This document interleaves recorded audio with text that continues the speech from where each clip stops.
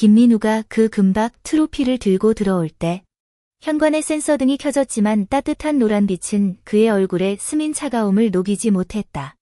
내 손에는 아직 내려놓지 못한 앞치마가 쥐어져 있었고 손끝에는 방금 끓인 인삼닭찜의 열기가 남아 있었다.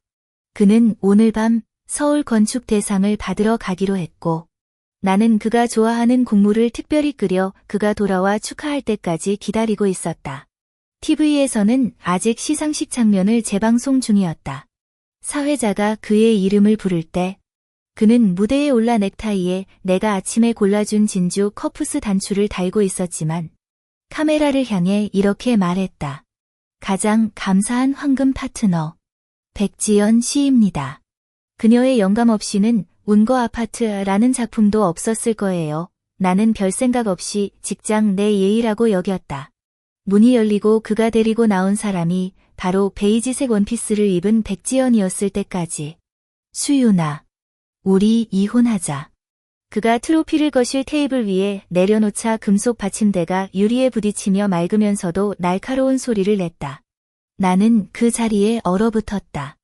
앞치마에 묻은 국물 자국이 아직 마르지도 않은데 무대 위에서 당당했던 그 남자와 지금 눈앞에 서 있는 얼음처럼 차가운 어조의 남자를 도저히 연결할 수 없었다. 민우, 너 뭐라고? 내 목소리는 떨렸고 시선이 그의 가슴에 달린 메달을 스쳤다. 그 위에 새겨진 서울건축대상이라는 글자가 지금 내 눈을 찌르는 바늘 같았다. 우리가 결혼한 지 7해. 그가 막 졸업했을 때 홍대 근처 반지하 원룸을 빌렸을 때 겨울엔 바람이 새어 들어왔다. 나는 아버지께서 내게 주신 혼수 돈을 꺼내 그에게 디자인 소프트웨어를 사줬다. 그가 밤새도록 도면을 수정할 때 나는 매일 새벽에 해장국을 끓여 그를 기다렸다. 심지어 작년에 그가 입찰할 때 잊어버린 설계도면도 내가 폭우를 뚫고 입찰 현장에 가져다 준 것이었다. 백지연이 이때 앞으로 걸어 나와 가느다란 손가락으로 하얀 종이 한 장을 집어 트로피 위에 살며시 올려놓았다. 그것은 임신검사 결과서였고 초음파 사진 속 작은 빛 반점이 유독 눈에 띄었다. 그녀는 웃으며 입가에 번진 미소에는 잔혹함이 스며들었다. 유나 언니, 아시다시피 민우의 경력은 지금 상승세예요. 제가 그의 아이를 가졌으니 그에게 더 든든한 뒷받침이 될 수 있을 거예요. 나는 그 임신검진표를 응시하다가 다시 커피 테이블 위에 트로피를 바라보았다. 운거 아파트의 디자인 핵심은 분명 내가 지난해 한국 전통 목조 구조인 경물쇠기를 연구하며 그린 스케치였다. 당시 그가 보고는 유나, 이 아이디어 정말 기발하네 라고 칭찬했는데 어떻게 지금 백지연의 영감이 되어버린 걸까? 김민우. 나는 스스로를 진정시키려 했으며 손가락으로 손바닥을 꾹 눌렀다. 그녀 때문에 우리 7년의 시간을 모두 내던지겠다는 거야? 그는 넥타이를 당기며 내 시선을 피하고 와인 캐비닛 앞으로 걸어가 진로 한 병을 꺼내 잔에 가득 따라 부었다. 감정이 식은 건 어쩔 수 없는 일이야. 유나, 넌 항상 그 낡은 목수들의 도면만 붙잡고 있어. 내가 원하는 게 뭔지 전혀 모르잖아. 지연은 디자인을 이해하고 내 야망을 알아. 너는 인삼탕만 끓이고 양복 다림질만 할 줄 알잖아. 술이 잔 속에서 흔들렸다. 그가 고개를 젖히고 마시는 모습은 갑자기 낯설게 느껴졌다. 예전에 우리 집 아래에서 비를 맞으며 유나, 꼭 한강이 보이는 집에서 살게 해줄게 라고 말하던 그가 떠올랐다. 그 말들은 색이 바랜 사진처럼 이 순간 유독 비아냥거리는 듯했다. 백지연이 그의 곁에 기대어 손을 살며시 복부에 올린 채 눈빛에 드러난 우월감을 감출 수 없었다. 나는 그 자리에 서서 눈앞에 서로 기대어 있는 두 사람과 차가운 트로피를 바라보며 심장이 무언가에 꽉 조여지는 듯한 느낌에 숨조차 아프게 느껴졌다. 김민우는 빈 술잔을 바 카운터에 내려놓으며 쨍 소리를 냈다. 술기운에 달아오른 얼굴이 귀 밑까지 번졌지만 짜증은 조금도 가시지 않았다. 서윤아, 떼쓰지 마. 이혼 합의서는 내일 변호사한테 보내게 할 테니 청담동 집은 내게 주고 위자료로 5천만 원 더 주마. 이 정도면 되겠지? 충분하다고?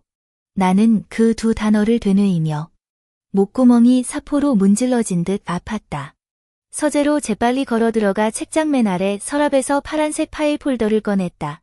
그 안에는 지난 2년간의 모든 연구 원고가 들어있었고 종이 가장자리는 내가 너무 많이 넘겨서 털이 일어난 상태였다. 나는 파일철을 커피 테이블에 내던지고 맨 위에 있는 2022 03 15라고 표기된 스케치를 꺼내 그 위에 빼곡히 적힌 주석을 가리켰다. 잘 봐. 이건 내가 경물과 장부를 연구한 첫 번째 스케치야. 당신은 이 구조면 아파트가 내진성 있고 자재도 절약된다고 말하며 세부 사항을 더 명확히 표시하라고 했잖아. 잊었어? 초안에서 빨간 펜으로 동그라미 친 장부 연결 부분은 운거 아파트 홍보 책자에 실린 핵심 구조도와 똑같았다. 나는 또 한 권의 누렇게 변한 선장본을 꺼냈다. 아버지께서 물려주신 조선 목공 고차이였는데 안에는 지난해 경주 불국사를 조사하러 갔을 때 찍은 사진이 끼워져 있었고 뒷면에는 당시 내가 쓴 메모가 적혀 있었다. 불국사 대웅보전 기둥 머리 부분의 장부 구조는 현대 아파트 설계에 참고하여 철근 사용량을 줄일 수 있다. 김민우의 눈빛이 흔들리며 손을 뻗어 스케치를 서류철에 집어넣으려 했다. 이건 모두 건축계에서 통용되는 아이디어야. 몇 장의 종이를 들고 내 연구라고 말하지 마.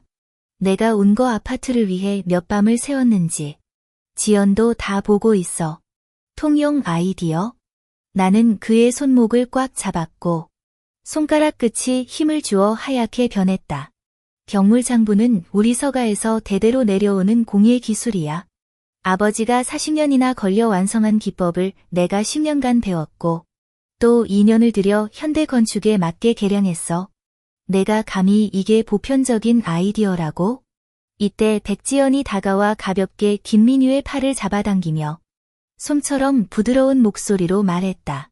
민우, 언니랑 말다툼하지 마. 언니가 그냥 기억을 잘못한 걸지도 몰라. 그녀가 말을 마치기도 전에 내가 차갑게 끊었다. 기억을 잘못했다고? 내 컴퓨터엔 아직도 아버지와 통화한 녹음이 있어. 작년 10월에 영상통화하면서 장부 맞물림 최적화 방법까지 논의했어. 지금 들어볼래? 김민우의 얼굴이 완전히 어두워졌다. 그는 갑자기 내 손을 뿌리치고 스케치가 바닥에 떨어졌다. 그는 쪼그려 앉아 주우려 했지만 손가락으로 일부러 날짜가 적힌 원고 몇 장을 소파 밑으로 밀어 넣었다. 서윤아. 너무 지나치지 마. 이혼 안 하려고 이런 더러운 수단까지 써? 내가 말해두지만 이런 낡은 종이 조각들을 꺼내봤자 내가 이혼하겠다는 결심을 바꿀 수 없어. 나는 그의 허둥대는 모습을 보며 마음속 마지막 남은 온기도 식어버렸다. 그 원고들에는 내가 밤을 새워 자료를 찾아본 흔적, 아버지가 연필로 쓴 수정 의견, 심지어 내가 감기에 걸려 열이 났을 때 떨리는 손으로 그린 구조도까지 담겨 있었다. 이 모든 게 내 피땀 어린 노력의 결실이고 내가 보물처럼 여겼던 것들인데 지금은 그가 쓰레기 같은 종이라고 부르며 다른 여자와 연애하는 발판으로 삼고 있다. 나는 몸을 굽혀 바닥에 떨어진 원고를 주워 한 장 한 장 정리해 파일 폴더에 넣었다. 차가운 종이에 손끝이 닿자 갑자기 마음이 차분해졌다. 김민우. 내가 받은 이 상이 정말 내 발판을 닦아줄 거라고 생각하니? 그는 잠시 멍하니 있다가 비웃었다. 그렇지 않으면? 이건 서울 건축계 최고상이야. 심사위원장 왕재혁 교수님도 내 디자인이 혁신적이라고 칭찬하셨다고. 내가 대체 누군데? 뭘 바꿀 수 있다고 생각해? 나는 더 이상 말하지 않고 가방에서 휴대폰을 꺼냈다. 화면이 밝아지는 순간 연락처에 왕 교수라고 저장된 번호를 바라보며 손가락을 다이얼 버튼 위에 올려놓았다. 김민우는 여전히 옆에서 비웃고 있었고 백지연도 구경하는 듯한 표정이었지만 그들은 몰랐다. 이 한 통의 전화가 그들이 상상했던 안정된 미래를 완전히 산산조각 낼 거라는 사실을. 휴대폰 화면의 빛이 내 얼굴에 비쳤다. 김민우는 팔짱을 끼고 소파에 기대어 있었고 입가에 비아냥이 걸려 있었다. 뭐, 정말 전화해서 따지려고? 누가 내 헛소리를 믿을지 한번 보자고. 백지연은 그의 곁에 서서 갓 내린 커피를 들고는 살며시 그에게 건네며 눈빛은 경외로 가득했다. 마치 내가 무슨 파장을 일으킬 수 없을 거라 확신하는 듯했다. 나는 그들의 작은 행동을 무시하고 손가락으로 다이얼 버튼을 눌렀다. 전화벨이 2번 울리자 수화기 너머로 종이를 살짝 넘기는 소리가 들렸고 이어 부드러우면서도 위험 있는 목소리가 들려왔다. 여보세요? 누구세요? 왕 교수님. 안녕하세요. 저는 서윤야입니다. 내 목소리는 흔들림 없이 안정적이었다. 김민우가 커피를 들고 있던 손이 잠시 멈췄다. 미간을 살짝 찌푸리며 그 이름을 떠올리는 듯했다. 윤아야. 이렇게 늦은 시간에 무슨 일이지?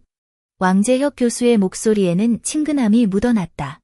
작년에 아버지가 정리한 조선 목공 고 개정본을 가지고 국립민속박물관에 찾아가 도움을 청했을 때 그를 만났고 이후 몇 차례 전화로 전통 목조 공예의 현대적 응용에 대해 논의한 적이 있었다. 왕 교수님이라는 말을 듣자마자 김민우의 얼굴빛이 순식간에 변했다. 그는 커피잔을 획 내려놓았고 커피가 정장 바지에 튀어도 눈치채지 못한 채 재빨리 내 곁으로 다가와 내 휴대전화를 빼앗으려 했다. 서윤아. 미쳤어? 내가 왕 교수님을 알아? 나는 그의 손을 피하며 핸드폰의 스피커 버튼을 눌러 왕 교수의 목소리가 거실 전체에 선명히 울리도록 했다. 왕 교수님. 말씀드리고 싶은 건 이번에 서울 건축 대상을 수상한 작품 운거 아파트의 핵심 디자인인 경물장부가 제 지난 2년간의 연구 성과인데 김민우 바로 이번 수상자가 이를 도용했다는 점입니다. 거실은 순식간에 조용해졌고 수화기 너머로 왕 교수의 숨소리만 들렸다. 김민우의 얼굴에서 피가 쏙 빠진 듯했고 그는 전화를 끊으려 손을 뻗었지만 나는 휴대전화를 꽉 움켜쥐고 손톱이 케이스에 파고들 듯했다. 왕 교수님. 제게는 완전한 연구 원고와 아버지와 나눈 통화 녹음, 그리고 지난해 경주 불국사 현장 조사 기록이 있습니다. 모두 경물 쐐기 맞춤이 제 독창적인 아이디어임을 증명할 수 있습니다. 말도 안 돼. 김민우의 목소리가 떨렸다. 그가 달려들어 휴대전화를 빼앗으려 했고 백지연도 도와주려 했지만 내가 힘껏 밀쳐냈다. 나는 계속 전화를 향해 말했다. 왕 교수님. 이 요청이 무례하다는 건 알지만 심사위원회가 온거 아파트의 독창성을 재검토해 주셨으면 합니다. 전통 공예의 성과를 이렇게 도둑맞게 하고 싶지 않습니다. 수화기 너머로 몇 초간 침묵이 흘렀다. 이어 왕 교수의 목소리가 가라앉으며 엄숙해졌다. 윤아, 내가 하는 말이 모두 사실이냐? 서울건축대상 심사 절차는 매우 엄격하다. 재검토가 시작되면 영향이 크다.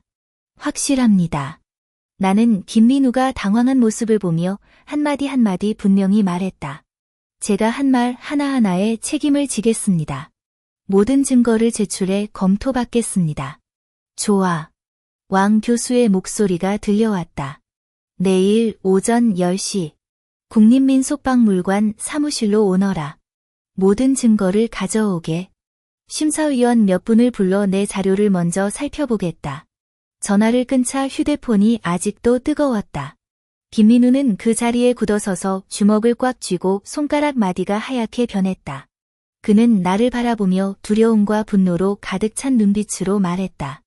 서윤아, 내가 무슨 짓을 하는지 알고 있냐? 이건 나를 망치는 거야. 망친다고? 나는 웃었지만 그 웃음은 눈빛까지 미치지 않았다. 예전에 내가 내 연구를 도용하고 백지연을 데리고 와서 나에게 이혼을 강요했을 때 오늘 같은 날이 올 거라고 생각하지 않았어? 김민우, 내가 먼저 우리 결혼을 망쳤고 내 신뢰를 배신했어. 지금 나는 그저 내 것이어야 할 것을 되찾을 뿐이야. 백지연이 김민우 곁으로 다가와 울먹이는 목소리로 말했다. 민우, 어떡하지? 왕 교수님이 정말 내 상을 취소할까 봐. 그녀의 마른 가시처럼 김민우를 더욱 초조하게 만들었다. 그는 탁자 위에 트로피를 낚아채서 바닥에 내던졌다. 금빛 받침대가 금이 가며 갈라졌다. 마치 그가 화려해 보이던 인생이 마침내 쇠락한 흔적을 드러낸 것처럼 트로피 조각들이 바닥에 흩어졌고 금색 페인트가 벗겨져 금민우의 지금처럼 일그러진 얼굴을 닮았다. 그가 더 말하려던 순간 초인종이 울렸다. 날카로운 소리가 고요한 거실에 유독 거슬리게 울려 퍼졌다. 김민우의 눈이 번쩍 빛났다. 마치 구원의 밧줄을 잡은 듯 재빨리 달려가 문을 열었다. 문이 열리자마자 박순옥의 향수 냄새가 먼저 스며들었다. 그녀는 항상 같은 종류의 치자꽃 향수만을 사용했는데 그 향이 너무 강렬해 숨이 막힐 지경이었다. 그녀는 남색 한복 정장을 차려입고 머리는 꼼꼼히 정돈했으며 손에 든 악어 가죽 핸드백을 흔들었다. 시선이 바닥에 흩어진 트로피 조각들을 스치자마자 즉시 눈살을 찌푸렸다. 수윤아, 집을 이 모양으로 만들다니. 민우가 방금 큰 상을 받았는데 좀 신경 쓰게 해줄 순 없니? 그 뒤를 따라온 백지연은 연분홍색 니트 스웨터를 갈아입었고 배가 아까보다 더 부풀어 보였다. 그녀는 겁먹은 듯 박순옥 뒤에 숨으며 보온병을 들고 작은 목소리로 말했다. 어머님, 어머님 식사 안 하셨을 것 같아서 인삼닭찜을 해왔어요. 박순옥은 즉시 돌아서서 백지연의 손을 잡아 물이 솟아날 듯 부드러운 어조로 말했다. 아이고, 지연아, 너야말로 참 착하구나. 어떤 사람처럼 민우만 화나게 하고 따뜻한 국 한 그릇도 시어머니께 드리지 못하는 것과는 달리 말이야. 그녀는 말하며 날카로운 눈빛으로 나를 쏘아보았다. 서윤아, 내가 민우랑 이혼하겠다고 했어? 왕 교수님께 고자질하려고? 나는 소파에 기대어 이 노인과 어린아이가 시어머니와 며느리의 깊은 정을 연기하는 모습을 보며 우습기만 했다. 김민우가 이혼하자고 했고 내 연구 성과를 훔쳐간 것도 그 사람이에요. 왕 교수님께 찾아간 건 단지 설명을 들으려는 거였어요. 해명? 박순옥이 내 앞으로 걸어와 탁자를 세게 내리쳤다. 탁자 위 물잔이 흔들리며 물이 조금 쏟아졌다. 뭘 해명하란 거야? 민우는 국가의 외동아들이고 지금 사업도 잘 되고 있는데 내가 이렇게 난리쳐서 남들이 우리 국가를 어떻게 보겠어? 청담동 이웃들이 알게 되면 우리 체면을 어떻게 하겠어? 잠시 멈칫하더니 그녀는 표정을 바꿔 핸드백에서 수표를 꺼내 내 앞에 놓았다. 여기 1,000,000원이다. 받아. 내일 당장 왕 교수님께 가서 내가 잠시 정신이 혼미해 잘못 말한 거라고 해. 이혼 후 청담동 집은 내게 주고 내가 추가로 5,000,000원을 더 주마. 다음 생까지 먹고 사는데 부족함이 없도록. 나는 그 수표를 바라보았다. 적힌 숫자가 눈부시게 느껴졌다. 제 연구 성과. 10년 동안의 노력이 겨우 6,000,000원밖에 안 된다고 생각하세요? 그게 아니면 어쩌라는 거야? 박순옥이 비웃으며 말했다. 여자애가 낡은 목수 기술로 뭘 해먹겠다는 거야? 민우가 너랑 결혼하지 않았다면 청담동 집에 살 수도 수입 가전제품 쓸 수도 없었을 거 아냐? 지금 너한테 체면 칠해할 기회를 주는 거야? 빨리 물러나. 얼굴을 쳐달라고 하지 마. 백지연이 다시 입을 열었다. 눈물이 고인 눈동자로 유나 언니. 언니가 억울하다는 거 알아?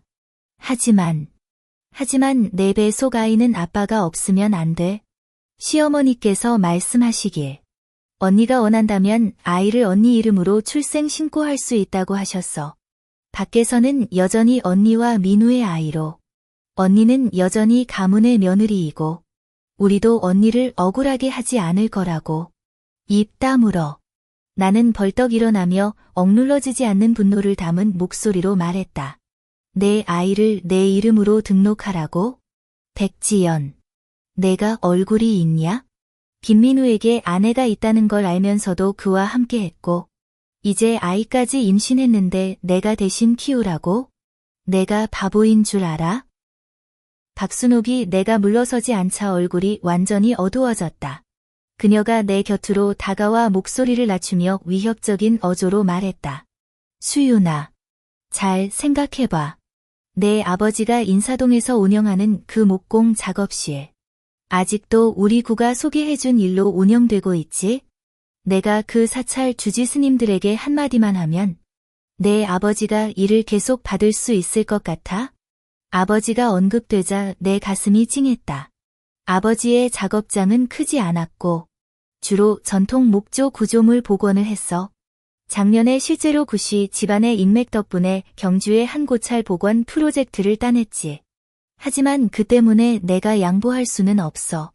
지금 물러선다면 내 노력에 대한 배신일 뿐만 아니라 평생 지켜온 아버지의 장인 정신에도 배신하는 거야.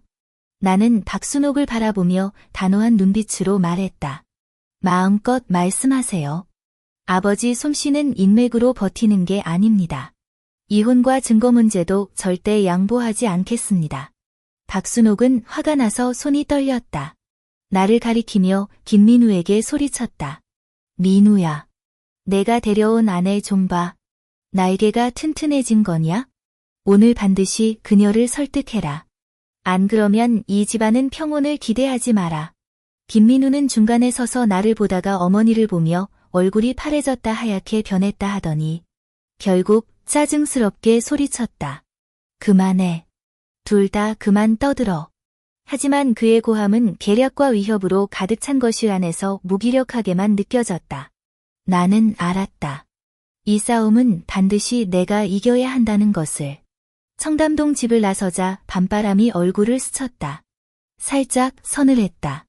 손에 꽉 쥔 파란색 서류 가방 안의 원고가 손바닥을 찌르듯 아팠다. 차를 몰지 않고 길가를 따라 천천히 걸었다. 가로등이 내 그림자를 길게 늘여놓았다. 마치 내 마음속 얽히고 설킨 억울함처럼. 결국 나는 인쇄동으로 향했다.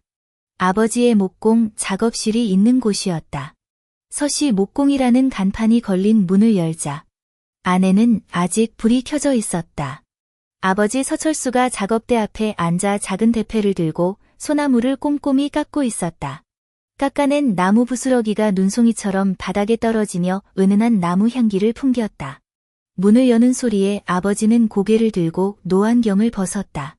내 눈가에 맺힌 눈물과 손에 든 서류 가방을 보자마자 그는 끈을 내려놓고 다가왔다. 유나, 왜 이렇게 늦게 왔니? 민우랑 싸웠니? 더 이상 참지 못하고 눈물이 흘러내렸다. 나는 서류철을 아버지에게 건넸다. 아빠, 김민우가 제 경물 쐐기맞춤 디자인을 도용해서 서울건축대상까지 받았어요. 게다가 임신한 비서를 데리고 집에 와서 저와 이혼하겠다고 하네요. 아버지는 서류철을 받아들고 안의 원고를 펼쳤다. 손가락으로 표시와 스케치를 살며시 쓸어내리자 얼굴빛이 점점 어두워졌다. 그는 2022 03 15라고 표기된 초고에 이르러서야 동작을 멈췄다. 그 위에는 그가 연필로 쓴 이 부분의 맞물림 정도를 다시 최적화해야 함이라는 메모가 있었는데 작년 서울에 나를 보러 왔을 때 내 노트에 적어둔 것이었다. 이 망할 놈. 아버지의 목소리에는 억눌린 분노가 묻어났다. 그는 책장 앞으로 걸어가 자단나무 상자를 꺼내 열었다. 안에는 서씨 몫수라고 새겨진 동인과 누렇게 변한 족보 한 권이 들어있었다. 유나, 너는 나에게서 10년 동안 목공을 배웠고 전국의 고차를 함께 다니며 조사했지. 내가 그저 한 가지 기술을 가르치려 했다고 생각했냐? 그는 동인과 족보를 내 앞에 내려놓았다. 펼쳐진 족보 페이지에는 선명하게 제18대 계승자 서윤아라고 적혀 있었다. 우리 서씨 가문은 조선시대부터 왕실 몫수였어. 경물 쐐기맞춤은 선조가 남긴 비법이지. 내 할아버지가 이 족보와 동인을 지키려다 목숨을 잃을 뻔했어. 내가 이걸 내게 물려주는 건 숨기라고 하는 게 아니라 내가 평범한 주부가 아니라 서씨 몫수의 후계자라는 걸 알게 하려는 거야. 내 연구 성과를 남들이 함부로 훼손하게 둘 수 없어. 나는 그 동인을 바라보았다. 위의 문양은 세월이 흘러 다소 매끄러워졌지만 여전히 위엄을 풍기고 있었다. 어릴 적 나는 이 동인을 들고 나무에 도장을 찍는 걸 좋아했다. 아버지는 내가 혼자서 한 세트의 장부 구조를 완성할 수 있을 때 정식으로 물려주겠다고 하셨다. 작년에 내가 경물장부를 개량했을 때 아버지는 특별히 동인을 가져와 내 연구 원고에 도장을 찍으며 이것이 수시 가문의 자랑이다 라고 말씀하셨다. 아버지, 전 무서워요. 목소리에서 울음이 섞였다. 박순옥이 우리 작업실 일을 끊어버리겠다고 하더군요. 증거를 찾아도 아무도 믿어주지 않을 거라고도 하고 아버지는 내 어깨를 토닥이며 단호한 눈빛으로 말했다. 두려워하지 마라. 우리 수가는 수백 년 동안 목공을 해왔어. 인맥이 아니라 기술과 양심으로 살아온 거야. 그 사찰 주지님들은 나와 수십 년간 협력해왔어. 그들은 내 인품을 알고 우리 수가의 기술도 알고 있지. 증거라면 내가 가진 원고와 녹음, 조사 기록, 그리고 이 동인과 족보가 가장 강력한 증거야. 내일 왕 교수님을 만나러 갈 때 두려워하지 마. 아빠가 있으니. 그는 돌아서서 작업대 앞으로 걸어가 이미 다듬어진 소나무 한 조각을 집어들고 연필로 간단한 장부 구조를 그렸다. 기억나니? 10살 때 처음으로 제비꼬리 장부를 성공적으로 만들었을 때 기쁨에 차서 한밤중에 일어나서 나에게 보여주던 그날. 그때 내가 말했지. 내가 나보다 재능이 있어서 반드시 수 가문의 장인 정신을 이어갈 수 있을 거라고. 지금이 바로 내가 스스로를 증명할 때다. 아버지의 진지한 옆얼굴과 작업대 위 익숙한 도구들을 바라보며 내 마음속 불안이 서서히 사라졌다. 맞아. 나는 아무것도 없는 게 아니야. 아버지의 지지와 수가 수백 년의 전통. 그리고 10년 동안 변함없이 지켜온 나의 끈기가 있잖아. 김민우와 박순옥이 나를 무너뜨리려 해도 그렇게 쉽진 않을 거야. 나는 그 동인장을 집어 손바닥에 꽉 쥐었다. 차가운 금속의 감촉이 무척이나 안심이 되었다. 아빠, 알겠어요. 내일 모든 증거를 왕 교수님께 가져갈게요. 수가의 기술을 욕보이게 하지 않을 거고 제 노력이 헛되게 하지도 않을 거예요. 아버지는 미소 지으며 그 소나무 조각을 내게 건넸다. 좋아. 이게 바로 수가의 딸이다. 내일 도움이 필요하면 언제든 전화해. 작업실을 나서자 밤바람이 더 부드러워졌다. 나는 하늘의 달을 올려다보며 마음속으로 단 한 가지 생각만 했다. 내일 내 것이 될 것을 되찾아야지. 임시 숙소인 아파트로 돌아와 파란색 파일 폴더를 식탁 위에 펼쳐놓았다. 책상 등 불빛이 원고 위에 정확히 비쳤다. 새벽 2시부터 해가 솟아오를 때까지 나는 모든 증거를 시간순으로 꼼꼼히 정리했다. 맨 위에는 2021년 연구일지가 놓여 있었는데 거기에는 내가 아버지의 작업실에서 처음으로 경물 쐐기 맞춤 모델을 시도했던 세부 사항이 기록되어 있었고 실패한 횟수마저 뚜렷이 표시되어 있었다. 가운데는 2022년 이메일 기록으로 아버지께 보낸 디자인 수정안과 불국사 복원팀과 쐐기 맞춤 적용 가능성을 논의한 서신들이 있었고 각 메일에는 명확한 발신 시간 스탬프가 찍혀 있었다. 가장 아래는 녹음기인데 작년 겨울 김민우와의 대화가 저장되어 있다. 그때 그가 이 장부 구조로 특허를 낼 수 있을까? 라고 묻자 나는 멍청하게 최적화 끝나면 같이 내자. 우리 둘 이름으로 쓰자. 고 말했다. 휴대폰이 곁에서 계속 진동했다. 전부 김민유의 부재중 전화와 문자였다. 처음엔 유나, 우리 이야기 좀 하자 였고 내가 답장하지 않자 감히 나를 망치려 한다면 절대 가만두지 않겠다 고 했다. 마지막엔 아버지의 작업실을 협박수단으로 삼았다. 내 아버지가 아직도 경주 복원 일을 맡고 싶으시다고? 내가 계속 난리치면 주지스님께 프로젝트를 다른 사람에게 넘기게 할 거야. 나는 그 문자 메시지를 보며 웃음이 나왔다. 손가락으로 화면을 스쳐 그의 번호를 차단 목록에 넣고 왕 교수에게 전화를 걸었다. 왕 교수님, 증거는 정리해 두었습니다. 그리고 한 가지 부탁이 있습니다. 사흘 뒤 국립민속박물관에서 공개 대지를 하고 싶습니다. 업계 전문가들과 언론이 와서 누가 거짓말을 하는지 직접 보게 하려고요. 전화 너머 왕 교수는 몇 초간 침묵하다가 말했다. 좋습니다. 박물관 학술 강담을 준비하고 건축계 원로 전문가 몇 분도 증인으로 초대하겠습니다. 걱정 마세요. 증거가 확실하다면 심사위원단이 반드시 공정한 결론을 내릴 겁니다. 전화를 끊고 나는 오랫동안 사용하지 않았던 네이버 블로그를 열었다. 이 계정은 예전에 아버지를 따라 경주에 조사하러 갔을 때 등록한 것으로 전통 목조에 관한 몇 편의 과학 대중화 글만 올렸을 뿐 팔로워는 거의 없었다. 편집 페이지를 열자 불필요한 말은 생략하고 사실만을 하나하나 명료하게 나열했다. 본인 서윤아는 한국 전통 서시 목수 제18대 계승자입니다. 김민우 씨의 서울건축대상 수상작 온거 아파트의 핵심 디자인 경물 쐐기장의 독창성 문제에 대해 다음과 같이 선언합니다. 1.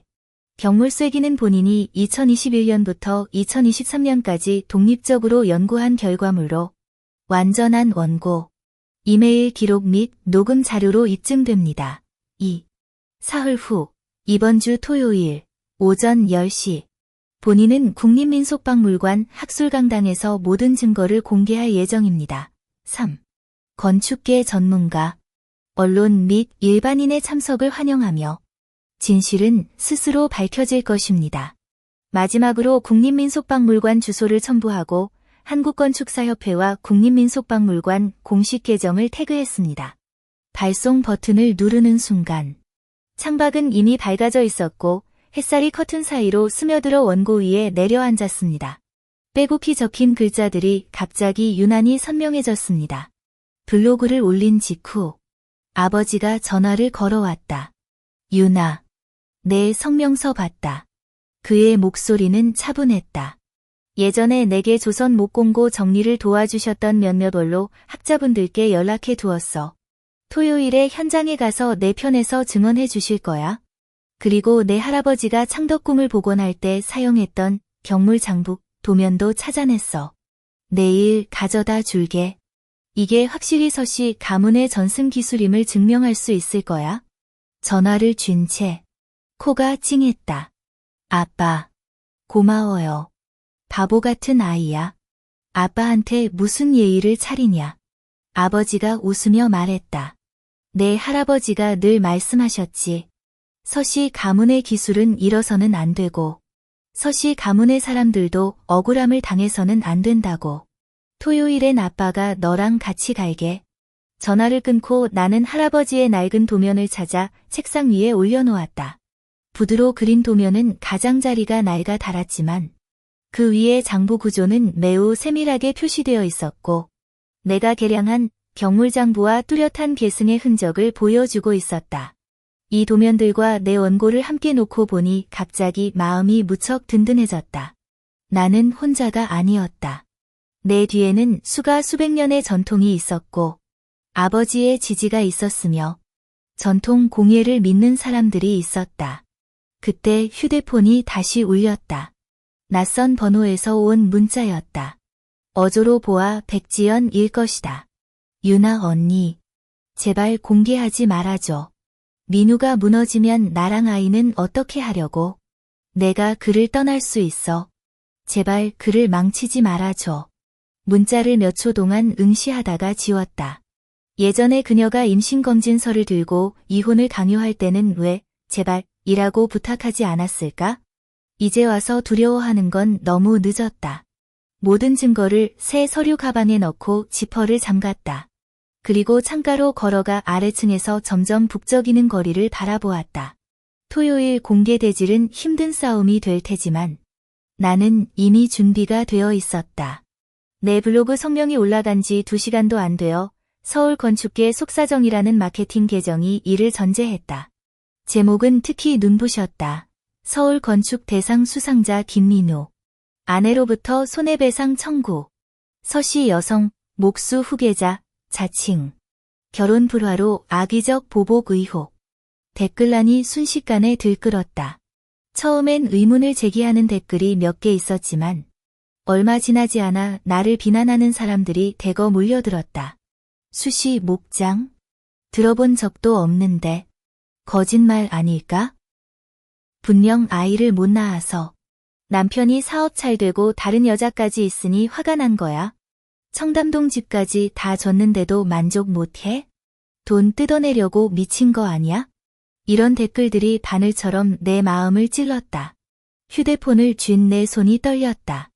더 심한 건 누군가 아버지 작업실 주소를 찾아내 네이버 지도에 사기꾼 목수의 가게라고 표시했고, 또 누군가는 아버지께 전화를 걸어 딸 좀 잘 관리하세요. 김 디자이너를 더 이상 모함하지 못하게 하세요. 라고 했다는 거다. 아버지는 내가 걱정할까 봐 이런 일들을 말하지 않으셨는데, 작업실 제자가 몰래 알려줬다. 아버지는 이틀째 문 앞에서 시끄럽게 하는 사람들을 막고 계셨고, 눈이 새빨갛게 충혈되어 있었다. 아버지께 전화했을 때, 오히려 아버지가 나를 위로하셨다. 유나, 그런 소문은 신경 쓰지 마. 그들은 진실을 모를 뿐이야. 토요일에 증거를 보면 자연히 알게 될 거야. 내 할아버지가 창덕궁을 복원하실 때도 기술이 부족하다는 말들이 있었지만 결국 실력으로 존경을 얻지 않았느냐?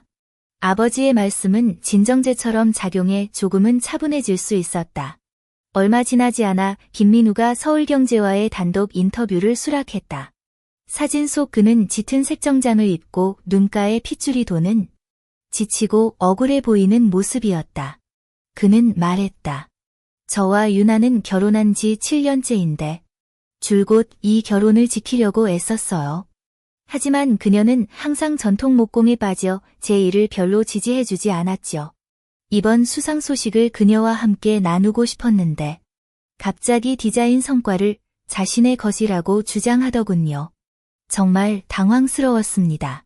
인터뷰에는 한 관계자에 따르면 서유나는 여러 차례 병원에서 불임 치료를 받았으나 성공하지 못해 부부관계가 긴장됐다고 한다는 내용도 실렸다. 생각해보면 이건 김민우 측이 흘린 루머다. 나는 업무로 인해 출산 계획을 미룬 적은 있지만 소위 불임 치료를 받은 적 없다. 그들은 나를 불임으로 인해 정신이 뒤틀려 남편에게 복수하는 여성으로 만들고 싶어 한다. 박순옥도 가만히 있지 않았다. 그녀는 건축계 선배 몇 명에게 연락했는데 그 중에는 과거 국가와 협업한 적이 있는 이종훈 건축사도 있었다. 이종훈은 자신의 SNS에 이렇게 글을 올렸다. 민우는 내가 지켜본 아이다. 그의 재능과 노력은 모두가 인정한다. 운거 아파트 디자인을 봤는데 현대적 감각과 혁신성이 가득하다. 절대로 표절일 리 없다. 어떤 사람들은 명예와 이익을 위해 젊은 디자이너의 앞날을 망치지 말라. 이 게시물은 많은 건축가들이 공유했고 댓글 안에는 김민우를 지지하는 목소리가 더욱 커졌다. 심지어 어떤 네티즌들은 내 개인 정보를 캐내기 시작했고 몇 년 전 경주 불국사에서 찍은 내 사진을 공개하며 촌뜨기처럼 입어놓고 감히 목수 후예라 자칭하다니 라고 조롱했다. 백지연의 서브 계정도 가만히 있지 않았다. 그녀는 서울 엄마 포럼에 장문의 글을 올렸는데 제목은 저는 단지 제 아이를 지키고 싶었을 뿐인데 남들의 입에 오르내리는 바람녀가 되어버렸어요. 였다. 글 안에는 언니는 정말 좋은 분이에요. 다만 민우에게 너무 신경 쓰시는 것 같아요. 저와 민우는 진심으로 사랑하는 사이입니다. 언니께서 양해해 주셨으면 합니다. 라며 글자 하나하나가 제가 질투심 많은 아내 라는 암시를 담고 있었고 그녀 자신은 무고한 피해자 라는 식이었다. 왕 교수가 내게 전화를 걸었을 때 그의 목소리에는 분노가 가득했다. 이 사람들 너무 지나쳐. 진실을 뒤집고 여론을 흐리다니. 지금 당장 심사위원회 회의를 소집해서 일부 증거를 미리 공개할까? 나는 깊게 숨을 들이쉬고 고개를 저었다. 괜찮아요. 왕 교수님. 지금 공개하면 그들이 우리를 편들고 있다고 말할 거예요.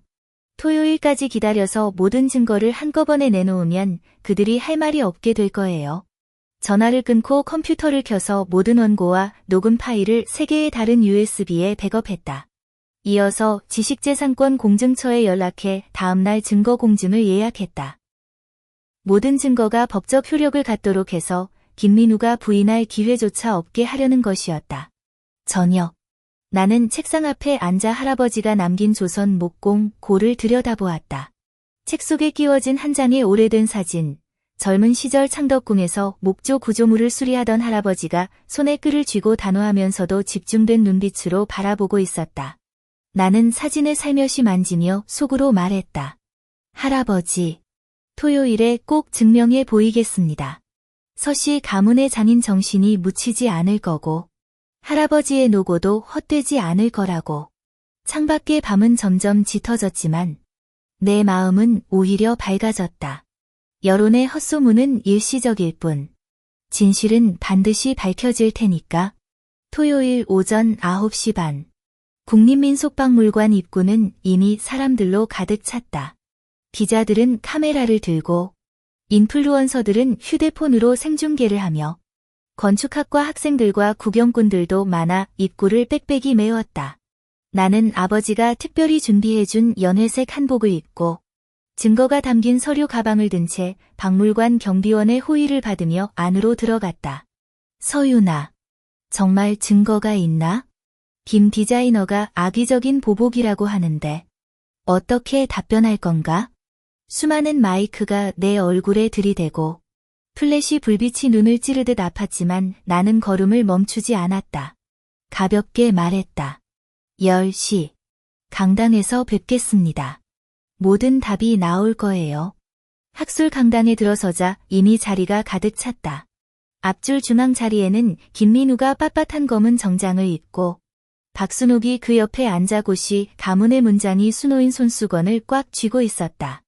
백지연은 흰색 원피스를 입고 조심스럽게 배를 감싸고 있었다. 세 사람 모두 표정이 좋지 않았다. 내가 들어오는 걸 본 김민우는 입가에 비웃음을 머금었다. 마치 내가 제대로 된 증거를 내놓지 못할 거라고 확신하는 듯 했다. 나는 무대 위로 걸어 올라갔다. 뒤에 있는 대형 스크린은 아직 꺼져 있었다. 관객석에서 곧바로 수군거림이 들려왔다. 화면을 왜 안 켜지? 정말 준비 안 한 거야? 내가 말했잖아. 분명히 홍보용이야.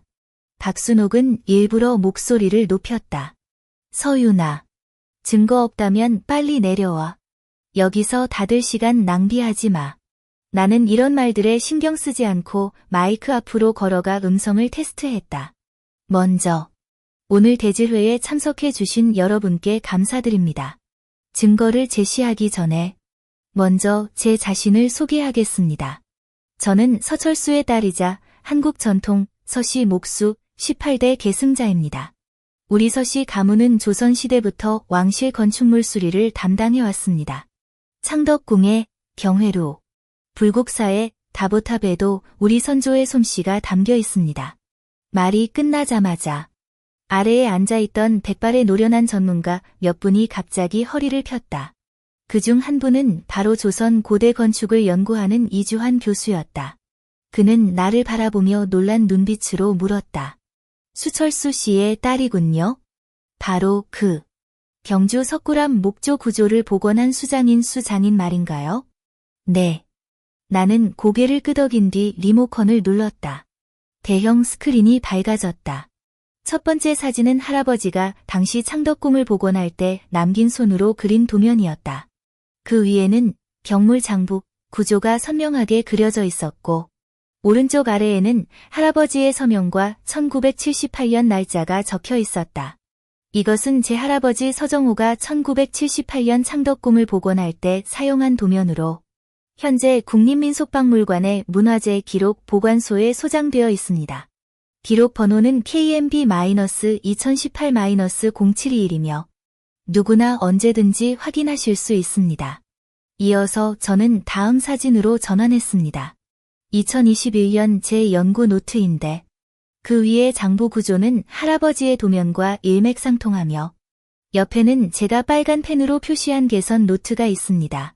2021 09 15 장부 맞물림 각도 최적화 목재 손실 30% 감소 현대 아파트 바닥 설계에 적용 가능. 이것이 제 초기 연구 원고입니다. 모든 페이지에 제 서명과 날짜가 있으며 뒤에는 아버지께서 수정하신 의견이 적혀 있습니다. 그의 필체는 이주환 교수님께서 잘 아실 겁니다. 이주환 교수님은 즉시 고개를 끄덕이셨습니다.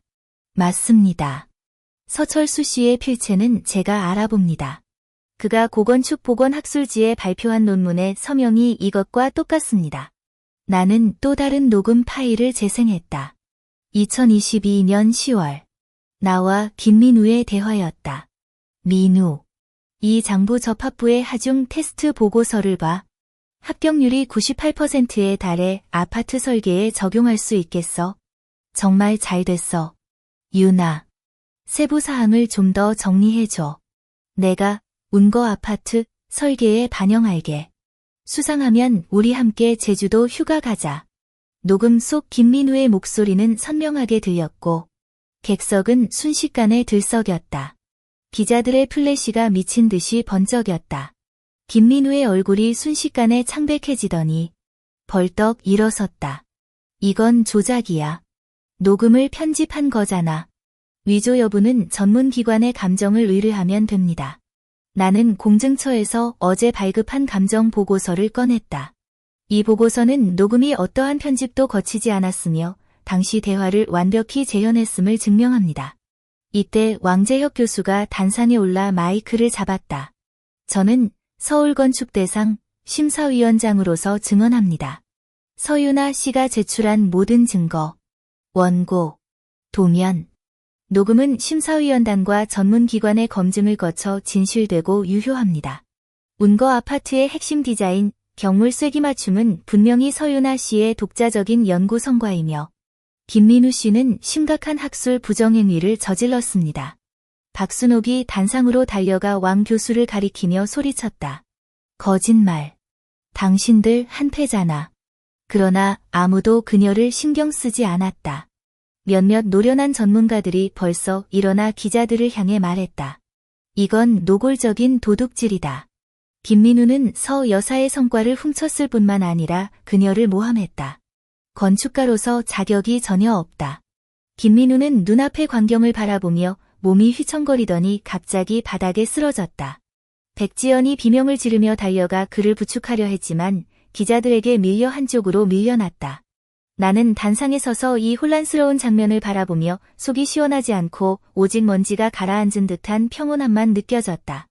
진실이 마침내 밝혀진 것이다.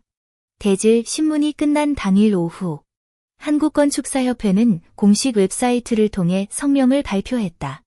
김민우의 서울건축대상을 취소하고 1급 건축사 자격증을 박탈하며 그를 업계 연구 블랙리스트에 등재해 향후 어떤 건축 프로젝트에도 그를 참여시켜서는 안 된다는 내용이었다.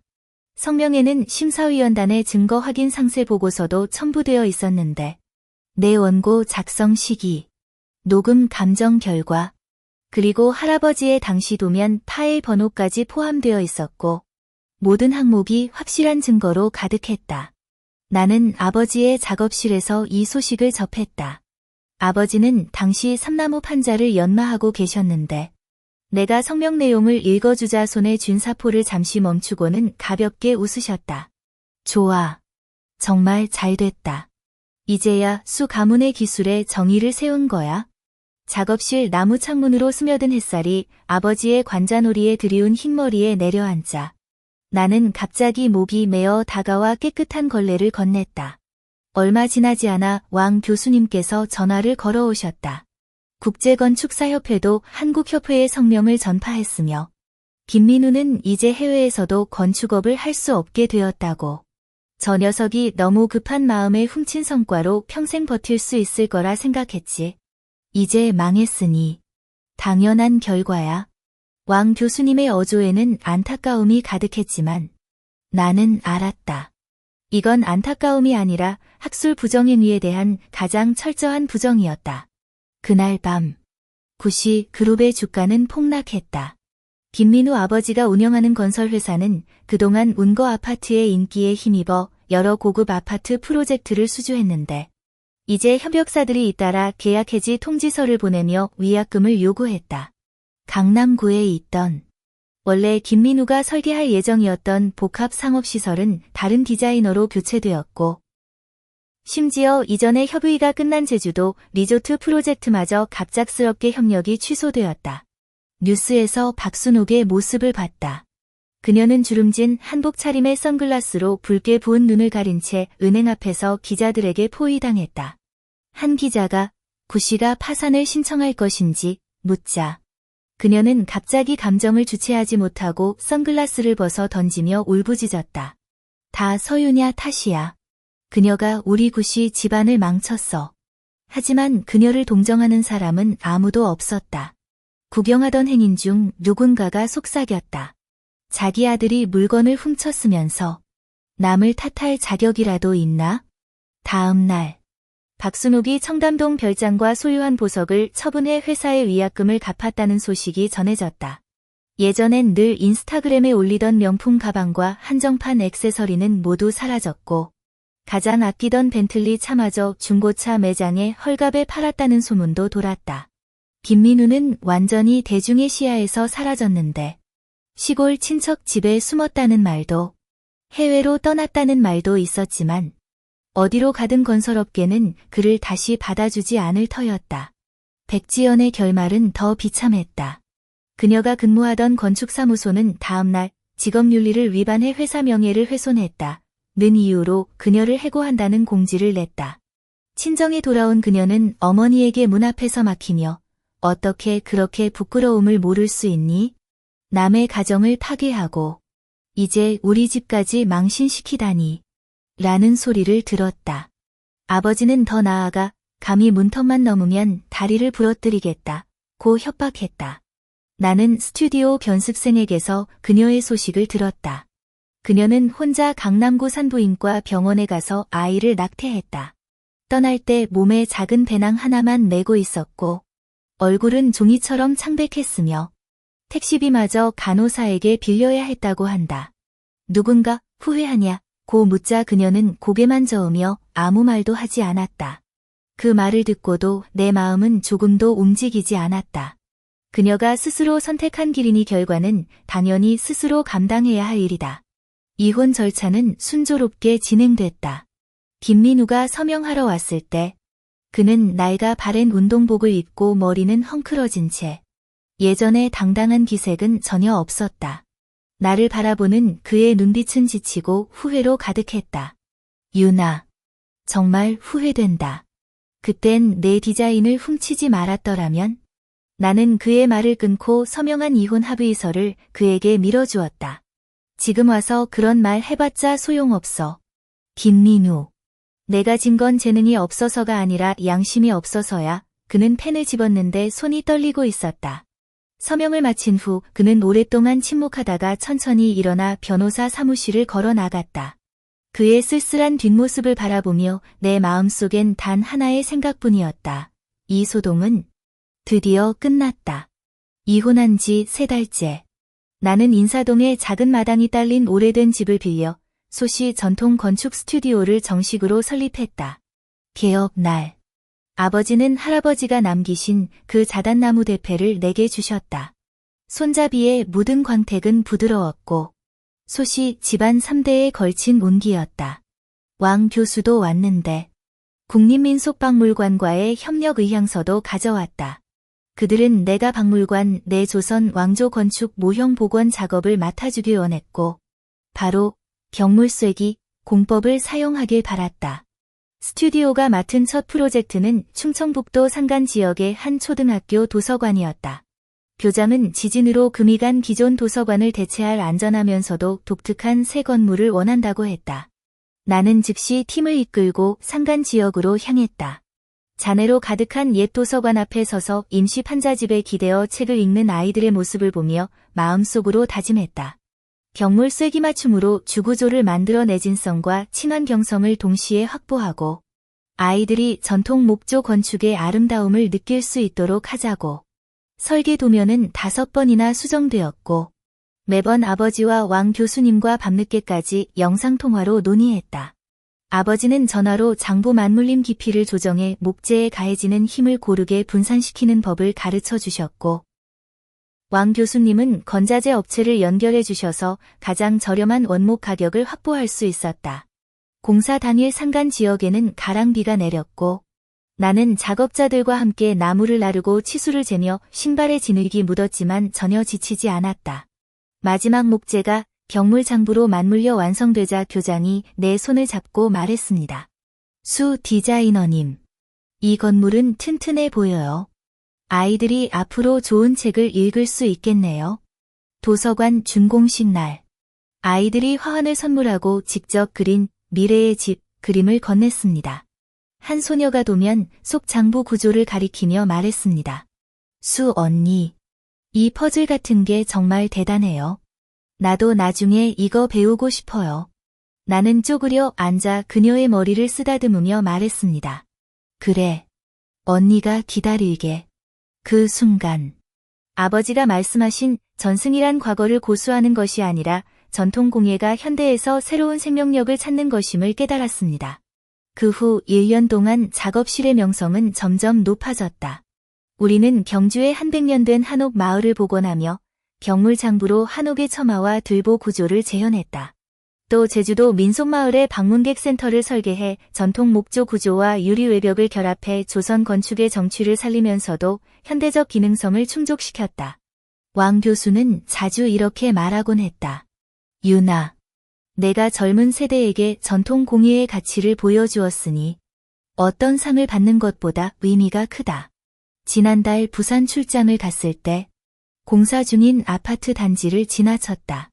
신호등 앞에서 차를 세웠을 때 파란 작업복에 노란 안전모를 쓴 한 사람이 힘겹게 철근을 들어 올리는 모습이 보였다.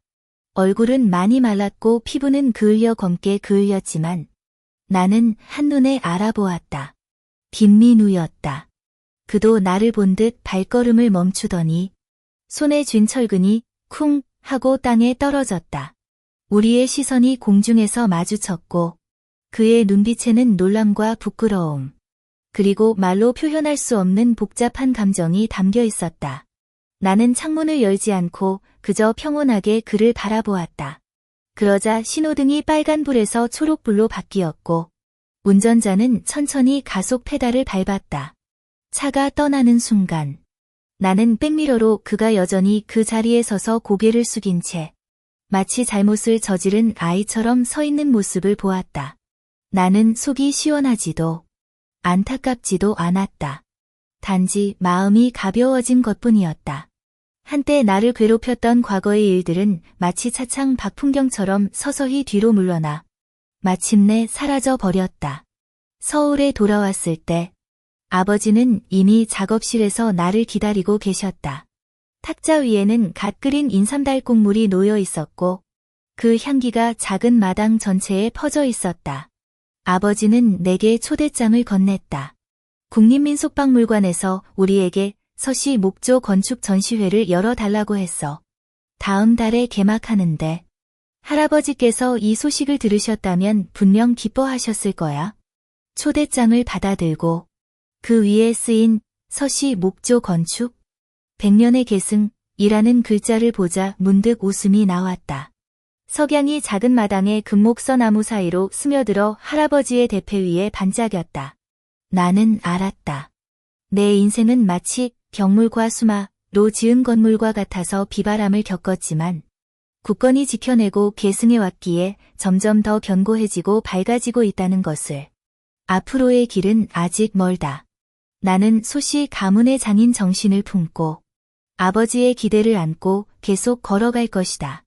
더 많은 이들이 전통 건축의 아름다움을 보게 하고 내 인생 또한 햇빛을 향해 자라나도록. 끝.